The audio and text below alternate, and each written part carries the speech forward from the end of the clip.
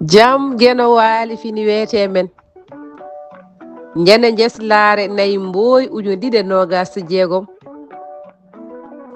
ina hawri e 15 korka ujunere temedde capanɗe jeeɗiɗi fergo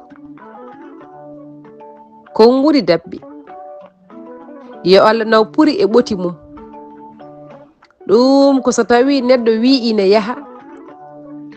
ɓe o waynotoɓe ina kaaɓanimo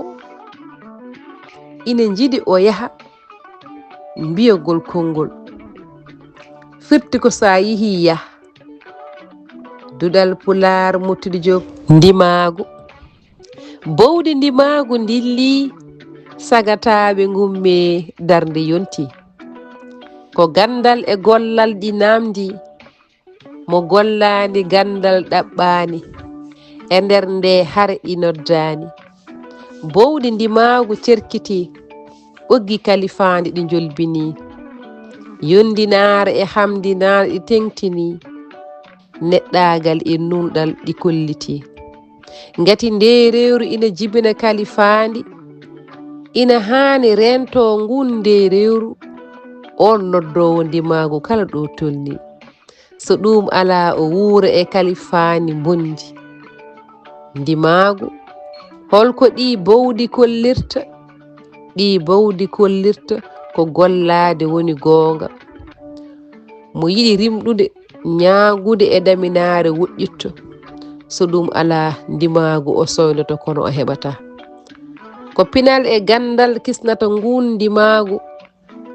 ngalu sinkangu e nder nde saare duniya mo gonɗinani ko ɗi bowdi kolliri ko rimɗata gonɗino ɗi ndimaagu o wasata ndimaagu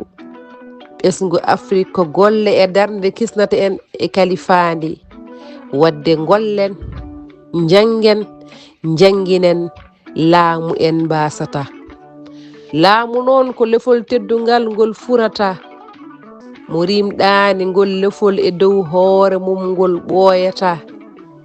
ngati e ngol namdi ndimaagu e gandal pinal e haqqilantagal ko yaadiɓe puynata moɓe koɗi kala gurdam mum mettata so bowdi ndimaagu ndilli caggal o heedata sagataɓe Afrique ko haɗi dillen sibu so yaadu yonti jonde fewata hot Oumar Alsane sawto ko Aissata Ndiaye dudal pular muttude Diop yo jaam ñallu ñallina nder hen